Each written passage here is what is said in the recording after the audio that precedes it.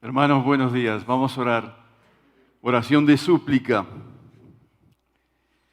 Estamos en el primer día del mes de agosto. Qué bendición. Y queremos presentarnos delante de ti, Señor, como pueblo agradecido, como pueblo que disfruta tu compañía y tu presencia y tu protección, como pueblo que además te necesita.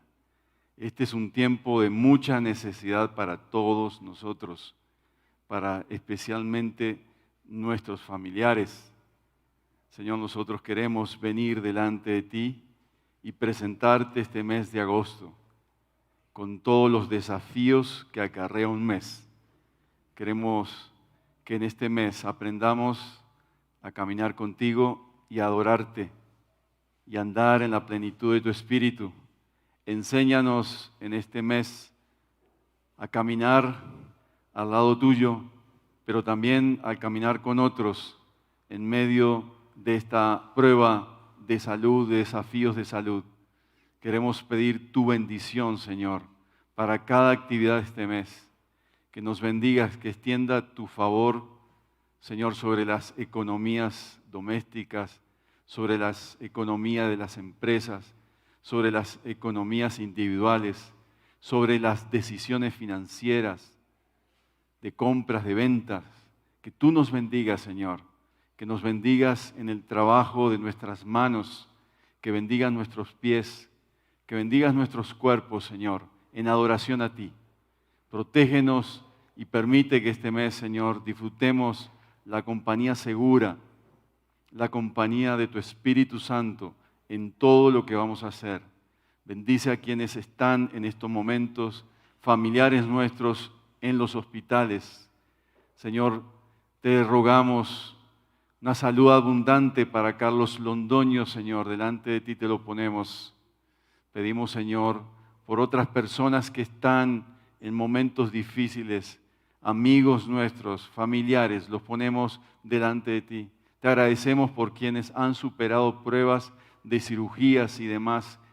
Gracias, Señor, por tu bendición. Gracias por Olinda, que está aquí hoy. Gracias por Clarita, Señor, que se ha recuperado bien. Pedimos tu ayuda y tu bendición en todos estos procesos de recuperación. Y te damos las gracias, Señor, porque sabemos que tú nos das aún más de lo que pedimos en medio de estas circunstancias de prueba. Y por eso te rogamos la bendición del Padre, del Hijo y del Espíritu Santo. Amén. Estamos retornando otra vez al libro de Lucas. ¿Cómo les va con este libro de Lucas en estos días en sus casas leyendo este libro? ¿Sí lo están leyendo en casa?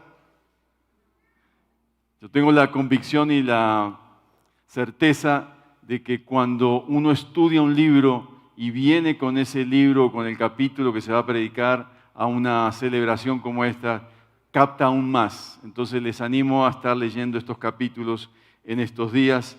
En esta mañana, Lucas 7, 18 al 35.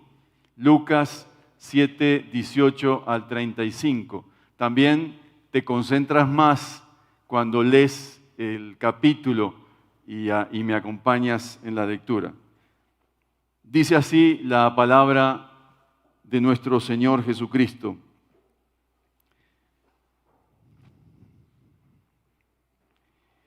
Los discípulos de Juan le contaron todo esto. Él llamó a 2 de ellos y los envió al Señor a preguntarle: ¿eres tú el que ha de venir o debemos esperar a otro? Cuando se acercaron a Jesús, ellos le dijeron: Juan el Bautista nos ha enviado a preguntarte, ¿eres tú el que ha de venir o debemos esperar a otro? En ese mismo momento Jesús sanó a muchos que tenían enfermedades, dolencias y espíritus malignos y le dio la vista a muchos ciegos. Entonces les respondió a los enviados: vayan y cuéntenle a Juan lo que han visto y oído. Los ciegos ven, los cojos andan, los que tienen lepra son sanados, los sordos oyen, los muertos resucitan y a los pobres se les anuncia las buenas nuevas. Dichoso el que no tropieza por causa mía. Cuando se fueron los enviados, Jesús comenzó a hablarle a la multitud acerca de Juan. ¿Qué salieron a ver al desierto? ¿Una caña sacudida por el viento? Sino, ¿qué salieron a ver? ¿A un hombre vestido con ropa fina? Claro que no, pues los que se visten ostentosamente y llevan una vida de lujo están en los palacios reales. Entonces, ¿qué salieron a ver? ¿A un profeta? Sí, les digo, y más que un profeta, de quien está escrito: yo estoy por enviar a mi mensajero delante de ti, el cual preparará el camino. Y les digo que entre los mortales no ha habido nadie más grande que Juan. Sin embargo, el más pequeño en el reino de Dios es más grande que él. Al oír esto, todo el pueblo y hasta los recaudadores de impuestos reconocieron que el camino de Dios era justo y fueron bautizados por Juan. Pero los fariseos y los expertos en la ley no se hicieron bautizar por Juan, rechazando así el propósito de Dios respecto a ellos. Entonces, ¿con qué puedo comparar la gente de esta generación? ¿A quién se parecen ellos? Se parecen a niños sentados en la plaza que se gritan unos a otros. Tocamos la flauta y ustedes no bailaron. Entonamos un canto fúnebre y ustedes no lloraron. Porque vino Juan el Bautista, que no comía pan ni bebía vino, y ustedes dicen, tiene un demonio. Y vino el Hijo del Hombre, que come y bebe, y ustedes dicen, este es un glotón, un borracho, amigo de recaudadores de impuestos y de pecadores. Pero la sabiduría queda demostrada por los que la siguen. Hay tres momentos, antes de entrar en la predicación en sí, hay tres momentos claros en este texto. El primer momento es Jesús en un diálogo con los discípulos de Juan. Los discípulos de Juan traen la novedad a Juan el Bautista sobre lo que está pasando con este personaje, Jesús, y traen después una pregunta desde la cárcel que le hace Juan a Jesús. Y lo que hace a continuación Jesús es responder esta pregunta. En el segundo momento, ya salidos los discípulos de Juan, se encuentra Jesús hablándole a la multitud. Y en el tercer momento, ya al final, en el verso 31, Jesús hace un desafío a un grupo de esa generación, de esa multitud, y una confrontación. Así que son tres momentos con tres grupos casi diferentes en tres escenarios, uno a continuación del otro, y es lo que vamos a ver en esta mañana. ¿Alguna vez te has preguntado, te has hecho la pregunta si lo que has hecho en la vida ha valido la pena? Si tanto esfuerzo, al final de cuentas, ¿valió la pena? Si tanto desgaste, ¿valió la pena? Un predicador del Antiguo Testamento, Eclesiastés, dice que la vida es un transcurrir de ir tras el viento, de ir tras la vanidad. Es como que si tú quieres atrapar el viento y no llegas nunca. Esta visión es un poquito desesperada, pero es lo que describe muchas situaciones en la vida que hemos tenido, que vamos tras el viento, que vamos tras cosas que no nos dejan nada o nos dejan muy poco. Un predicador de esta época, Peter Scarsero, en su libro Espiritualidad Emocionalmente Sana, expresa que en lo profundo de nuestra alma, de los creyentes, hay algo que está pasando y que anda mal, y que anda muy mal. Y que cuando empezamos a escarbar la vida de algunos creyentes, en la vida hay malos hábitos, hay ira descontrolada, hay desorden, hay adicciones, hay inseguridad, hay sentimientos de fracaso, depresión, descuido de las relaciones con los seres queridos. Y por no tratar las heridas, por no tratar esos asuntos en la vida, lo que hay debajo del iceberg, dice Peter Scarsero, las iglesias se están convirtiendo en un grupo de desertores que andan para aquí y para allá, visitando iglesias sin tener un compromiso con ninguno. No se adaptan y cuanto menos piensan, ya no están, se fueron. Mejor dicho, nunca han estado ahí. ¿Qué salió mal? ¿Erramos en el discipulado? ¿No hemos exigido lo suficiente? ¿No hemos sido genuinos en exigir un poquito más? Lo que vamos a ver a partir de este texto es cómo Jesús trata a un mensajero que trae una pregunta que lo desborda, que escapa la situación del momento y que nos hace pensar cómo es posible que un mensajero tan connotado hace ese tipo de preguntas. Y a partir de ese tipo de esa pregunta, el Señor empieza a tratar algunas necesidades de los mensajeros, de quienes siguen a Jesús fielmente y comparten la fe. Y la primera necesidad que trata Jesús es cuando nosotros necesitamos saber que nuestro esfuerzo no ha sido en vano. A mí me fascina el Bautista porque es ese tipo de personas que son valientes.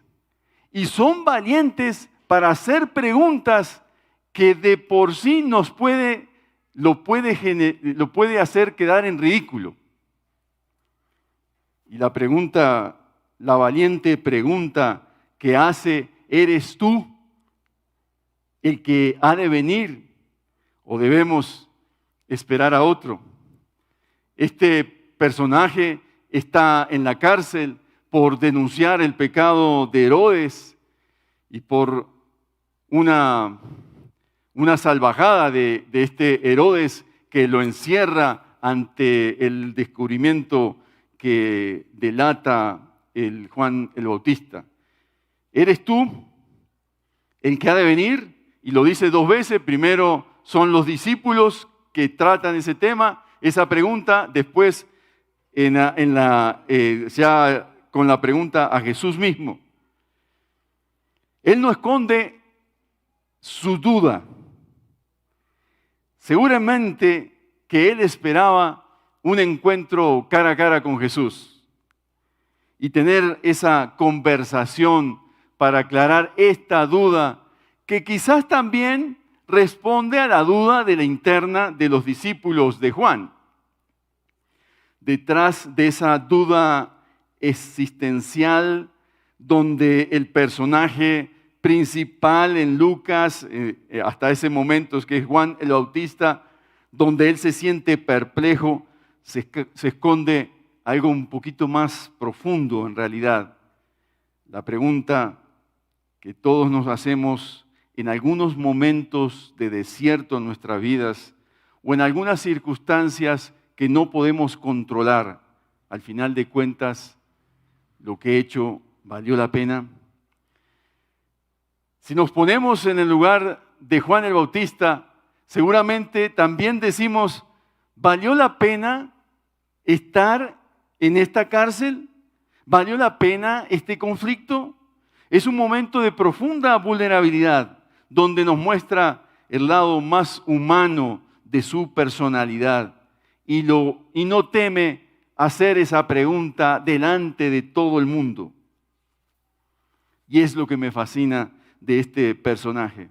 Este personaje que le hablaba a la gente y que en un momento en el capítulo 3 lo vemos ante el crecimiento de su predicación en las orillas de un río, donde era visitado por multitudes, atreviéndose a denunciar el pecado de la gente, generación de víboras, ¿quién os enseñó a huir de la ira venidera?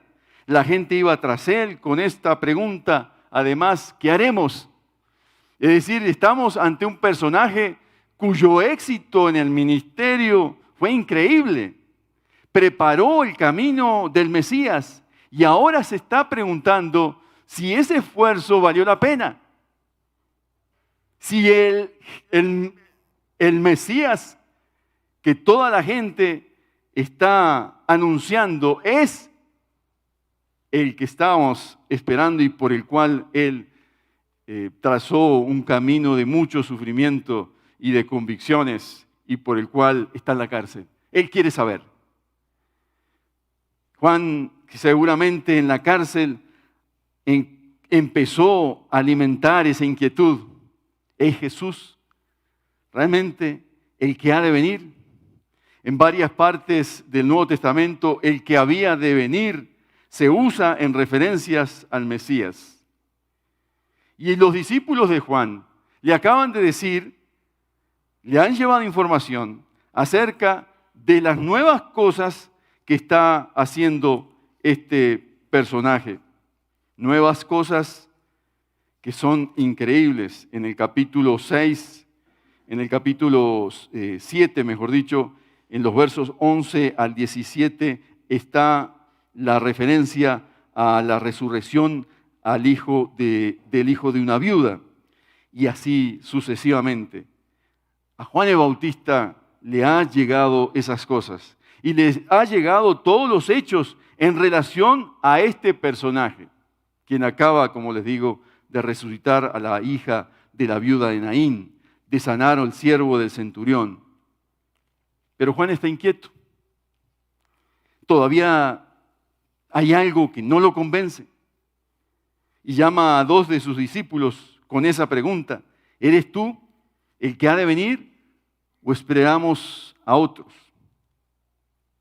Quizás en Juan había la expectativa de que este personaje tendría una función política, una autoridad para sacarlo de la cárcel. Yo no sé, yo estoy aquí tratando de pensar qué hay detrás de esa pregunta, pero me parece a mí que él está esperando algo que no ve y que no entiende. Un rey, un Mesías que actuara como rey, que impusiera su autoridad y que haciendo justicia lo sacara de la cárcel. Posible que eso empezó a alimentar su mente y algo en su corazón empezó a inquietarse. Y la respuesta de Jesús está en 2 partes. En ese mismo momento, verso 21, Jesús sanó a muchos que tenían enfermedades, dolencias y espíritus malignos, y les dio vista a muchos ciegos. Y luego, verso 22, les respondió a los discípulos, a los enviados: vayan y cuéntenle. Yo no vine a hacer lo que tú esperas. Yo vine a hacer otra cosa diferente. Y remarca lo que ha oído cualquier persona en ese momento del Antiguo Testamento en relación al Mesías. Los ciegos ven, los cojos andan, los que tienen lepra son sanados, los sordos oyen, los muertos resucitan, y a los pobres se les anuncian las buenas nuevas. Dichoso el que no tropieza por mi causa. La referencia: dile a Juan que oiga y que vea lo que hago. Dile a Juan que recuerde el Antiguo Testamento en relación a lo que soy. Dile a Juan del poder de mis palabras. No soy un político, soy el Mesías anunciado en el Antiguo Testamento. Que los ciegos ven, que los cojos andan, que los leprosos son limpiados, que los sordos oyen, que los muertos son resucitados, y que a los pobres, a los necesitados, espiritualmente se les anuncia el Evangelio. Estas frases, estos versículos nos recuerdan muchos pasajes del Antiguo Testamento. Especialmente revisé una de las citas de Isaías 35, del 5 al 6, donde se ve el cumplimiento literal del Antiguo Testamento. Este dato nos dibuja una imagen asombrosa de lo que hará el Mesías con sus redimidos. En el contexto de Isaías 35 dice que se alegrará el desierto y la sequedad, que se regocijará el desierto y florecerá como el azafrán.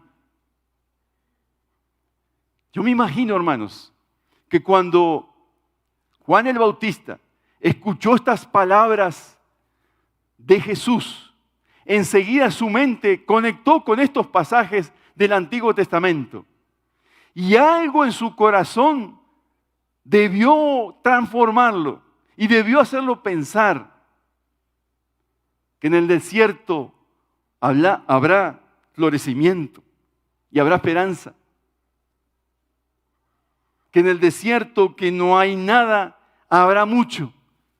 Esa es la esperanza de los redimidos, que se alegrará el desierto y la soledad, y que en el desierto florecerá el azafrán. La promesa de fructificar, de alegrarse. Y dice también en Isaías 35, porque aguas serán cavadas en el desierto y torrentes en la soledad. Es esta una promesa que seguramente cuando el Señor mencionó estas palabras en boca de los discípulos de Juan, a Juan el Bautista, algo en su corazón debió pasar y empezó la clase a recordar todo lo que se decía en relación al Mesías. Pero por eso le dice Jesús, oiga y vea mis palabras. ¿A ustedes no les parece increíble, hermanos, cómo trata Jesús a su mensajero? No lo regaña. No le dice, ¿cómo le parece a usted que no cree en mí?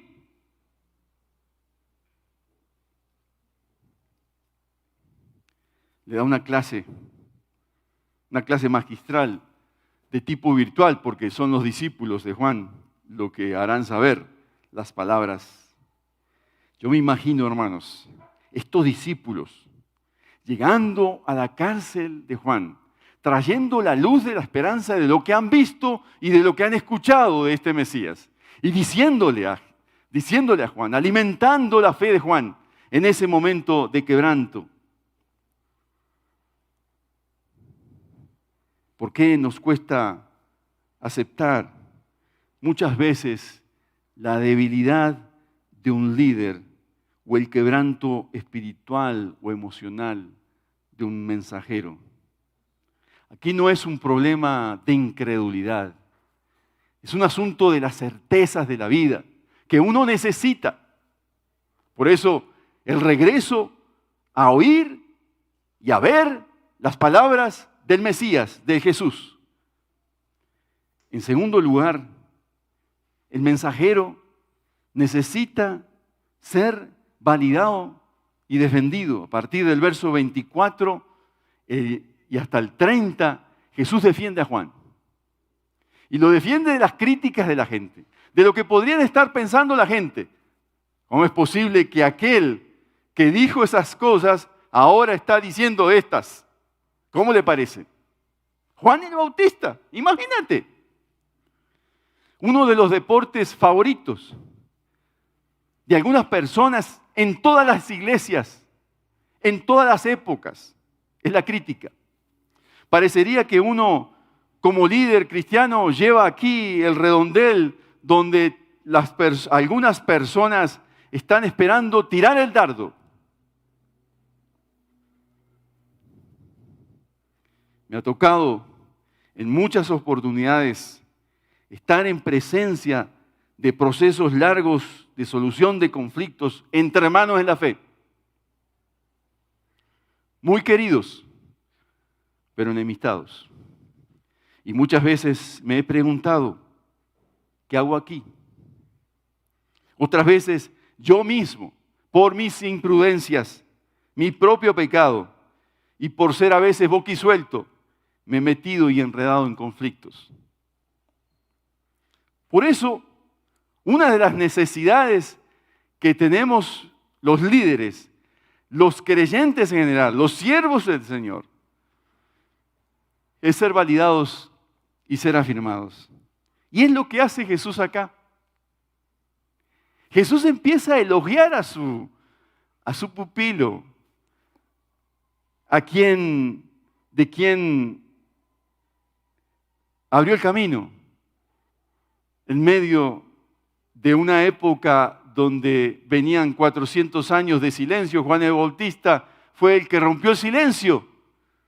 Y Jesús empieza a defender a este líder. Comienza a elogiarlo. Y la manera de elogiarlo es preguntarle a la gente, ¿ustedes qué salieron a ver al final de cuentas? ¿Qué quieren ver? Y me hace pensar esto, hermanos, que la generación del espectáculo, del entretenimiento, no es ahora, ha sido siempre.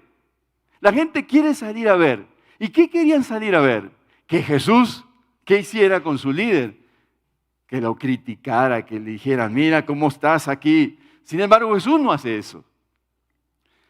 Luego, el texto es muy claro, luego que los discípulos se fueron,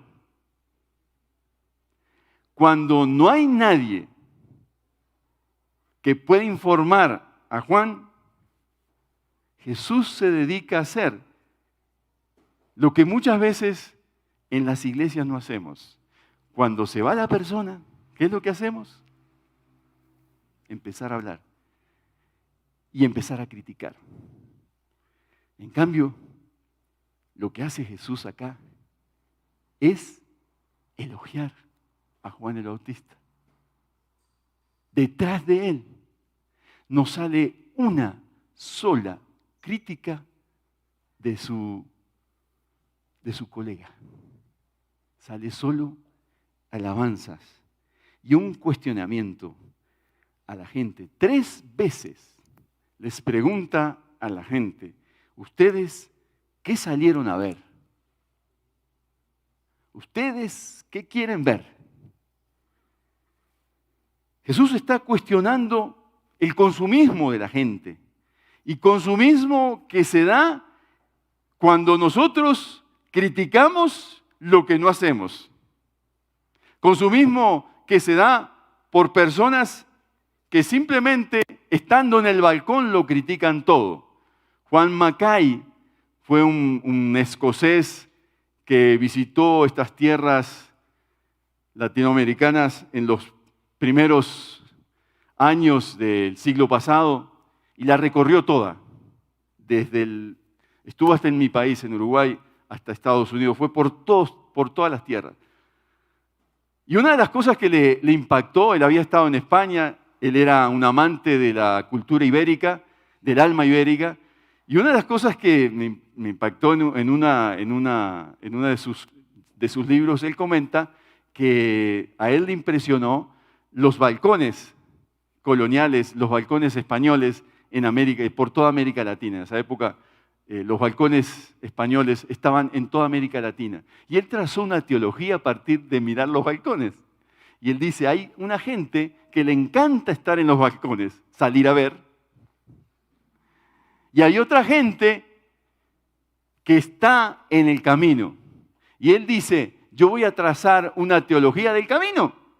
Voy a andar con la gente, voy a trazar una teología no de los balcones, sino del camino. Y trazó todo un desafío de la fe.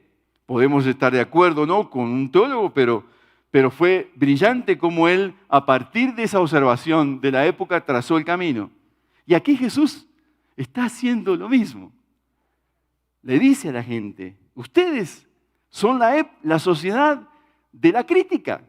Ustedes salen a ver un personaje y quieren crucificarlo y quieren dañar su caminado. El elogio de Jesús hacia Juan el Bautista es sencillamente impresionante.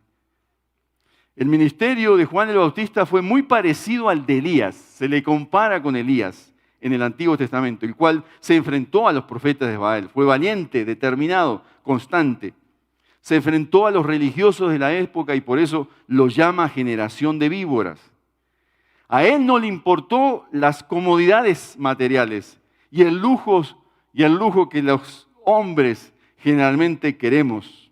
Juan vivió en el desierto con todas las limitaciones del caso.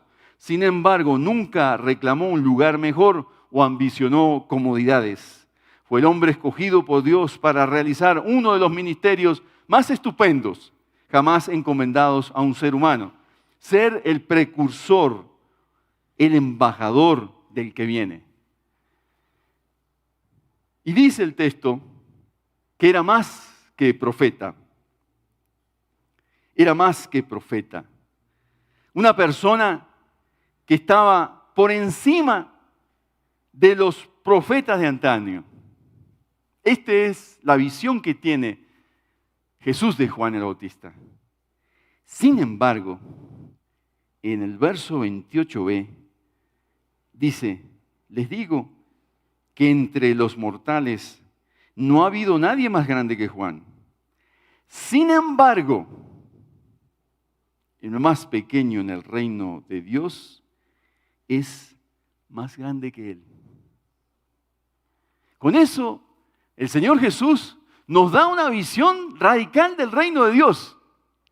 El reino de Dios no se trata de personas que quieren enseñorearse por muchas capacidades y dones que tengan. El reino de Dios, los criterios del reino es que la persona se humilla y sirve al mayor. El patrón que vemos en la Biblia desde el Antiguo Testamento es que el menor sirve, no, que el mayor sirve al menor. Y que el Señor escoge lo peorcito para alumbrar a las naciones. El criterio del reino aquí es que el mayor sirve al menor. Y por eso la respuesta de Jesús es contundente en Marcos 10:42, cuando los discípulos, peleándose por el poder que quería ver en la interna de Jesús, Jesús los llama, dice, y les dice, ¿sabéis que los que son tenidos por gobernantes de las naciones se enseñorean de ellas y sus grandes ejercen sobre ellas potestad? Pero no será así entre vosotros, sino que el que quiere hacerse grande entre vosotros será vuestro servidor, y el que de vosotros quiera ser el primero será el siervo de todos, porque el Hijo del Hombre no vino para ser servido, sino para servir y dar su vida en rescate por muchos. El mundo al revés. El mundo al revés. ¿Quién quiere entrar a esta sociedad del reino de Dios? Levante la mano. Porque si quieres ser líder, tendrás que ser el menor de todos y el siervo de todos. Porque ese es el criterio del Rey Jesús. Finalmente, no solo nosotros necesitamos ser validados y afirmados, necesitamos ser defendidos por el Señor, también necesitamos ser valientes para cuestionar y hablar la verdad a las generaciones. A partir del verso 31 hay una increíble exhortación a la realidad de las generaciones. Cuando uno está en las generaciones de hoy, está en una generación extraña. Leía un artículo de un diario de circulación electrónica y citaba a un pintor italiano, muy famoso en Italia.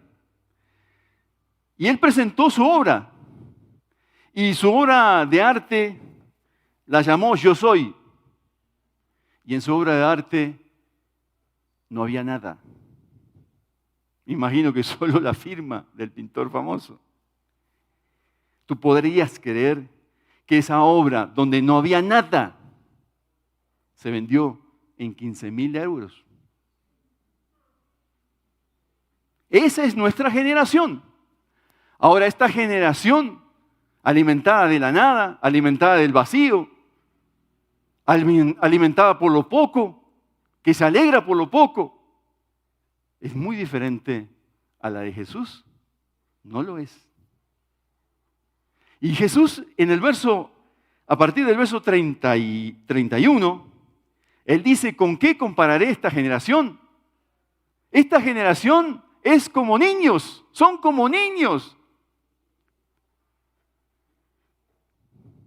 La visión de Jesús es con imágenes. Imagínate que un niño entra a un parque donde están jugando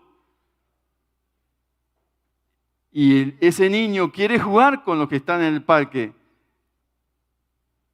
Y ese niño dice, no quiero jugar. Imagínate que entras a un velorio y quieres llorar y no se te permite llorar. Esa es la generación de hoy. Sin embargo, lo que a mí me fascina de Jesús, hermanos, es que Jesús entra en diálogo con esa generación.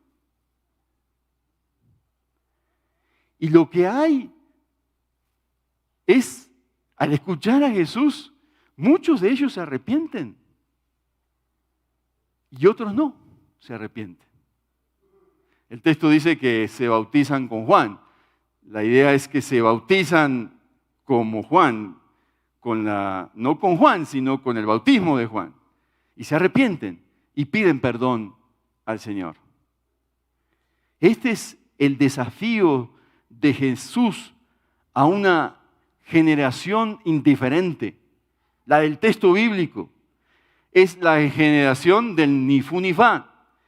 Es la generación de los indiferentes.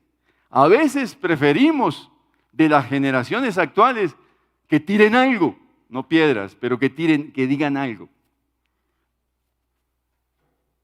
Y Jesús nos enseña acá y nos modela cómo tratar con una generación indiferente. Con un remanente hay que dialogar. Y nos traza la manera del diálogo. Y nos da una manera para llegar al corazón de esta gente. Muchas veces lo que nosotros hacemos como creyentes es criticar a la generación actual. Y uno se da cuenta que está un poco más viejito cuando empieza a criticar a los jóvenes. Y Jesús no entra en ese juego. No hay que criticarlo todo, pero sí hay que hablarle a la generación. Y hay que decirle, ¿dónde está el punto? Y Jesús se atreve a decirle, ustedes parecen niños. Porque debiendo reaccionar, no reaccionan. Y reaccionan al revés. Con alegría están tristes. Cuando deben estar tristes, están alegres. Así les habla el Señor. Ustedes no se dejan moldear por el Evangelio. ¿Hasta qué punto estás dispuesto a cambiar decisiones en tu vida? Yo hice esa pregunta a unos que estaban en conflicto esta semana, no de aquí. Y les hice esa pregunta. ¿Hasta qué punto tu carta puede cambiar? ¿Qué podría cambiar en tu carta? ¿Qué te haría cambiar esa decisión que tienes? Me dijeron una cosa, me dijeron la otra. Y yo les dije, lo que hace cambiar el rumbo de la vida, lo que hace cambiar las decisiones trascendentales en la vida, es Jesucristo y su Evangelio. Eso hace cambiar la vida. no lo que tú esperas de una persona, de un predicador, de un líder. Lo que hace cambiar la vida, el rumbo de una persona, las decisiones trascendentales de la vida, es Jesucristo y su evangelio. Eso hace cambiar, porque en el evangelio tenemos el perdón y la reconciliación. En el evangelio tenemos la afirmación de Jesucristo. En el evangelio tenemos todas las necesidades insatisfechas que son satisfechas por Jesucristo nuestro Señor. Eso hace cambiar la vida. Eso es tomar el rumbo de la vida. No las personas. Así que si tú vienes aquí esperando que un líder te dé la receta y la cosa más importante, nosotros te vamos a decir, mira a Jesús, sus palabras y su poder. No hay más. Por eso, hermanos, en esta mañana, al ir a la Santa Cena, vamos con la convicción de qué es lo que tú esperas. ¿Qué es lo que tú esperas de esta comunidad? Si tú esperas grandes cosas de nosotros, estás en el lugar equivocado.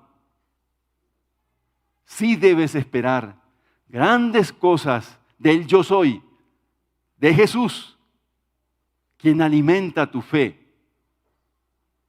Y yo no sé, hermanos, cuál es tu necesidad en esta mañana, ya tarde.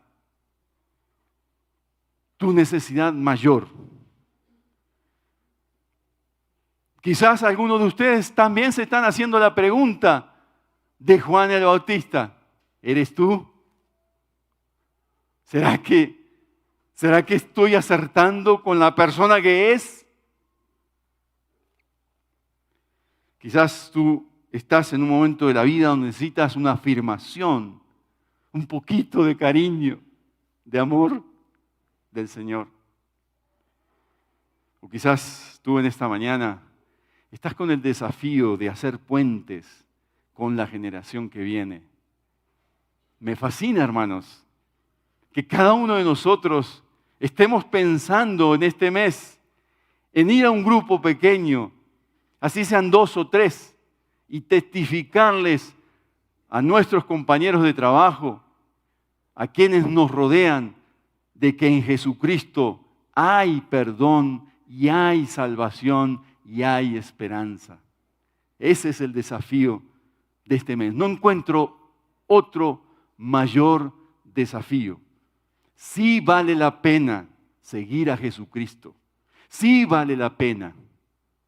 Aunque algunas veces por los quebrantos de la vida nos estemos haciendo la pregunta que Juan el Bautista se estaba haciendo ese día. Juan el Bautista tuvo la virtud y la valentía de hacer la pregunta. Y no temió hacerla en público. Pero Juan el Bautista nos enseña de ir a Jesús a traer todas esas preguntas existenciales de la vida que seguramente hoy tenemos. Preparémonos en silencio delante del Señor. Entreguemos nuestro corazón al Señor en esta mañana y participemos de la cena, de su cena en este día. Es la gran oportunidad de repasar sus hechos y sus obras. Que el Espíritu Santo en esta mañana nos revele en nuestro corazón quién eres tú, Señor. ¿Qué haces tú? ¿Cuál es el poder que tenemos delante nuestro para arrepentirnos y repensar nuestra fe y humillarnos y seguirte en un compromiso definido contigo.